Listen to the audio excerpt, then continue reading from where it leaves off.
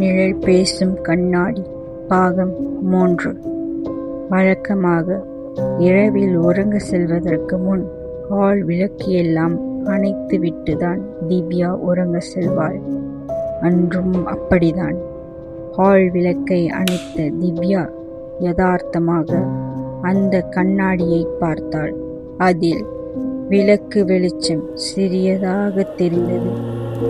அது என்ன என்று பார்க்க அந்த கண்ணாடியின் அருகில் சென்றாள் திவ்யா.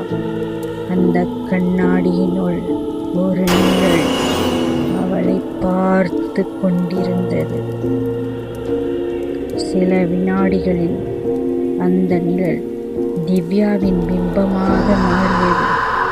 அந்த நொடியில் அவள் சுவாசமே நின்று போயிற்று. அது உண்மையா, இல்லை அந்த கண்ணாடியின் மாயையா என்று அவளுக்கு புரியவில்லை.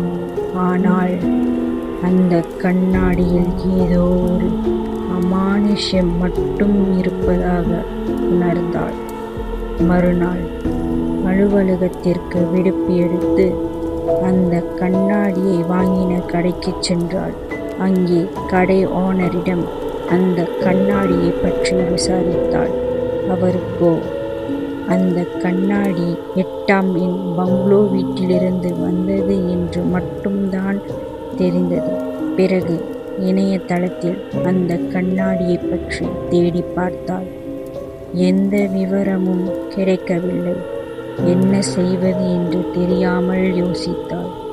அடுத்து அந்த 8ஆம் எண் பங்களோ வீட்டை பற்றி இணையத்தில் தேடத் தொடங்கினாள். அங்கேதான் அவளுக்கு அதிர்ச்சி தகவல்கள் காத்திருந்தன. பாகம் 4 விரைவில். நான் பியா.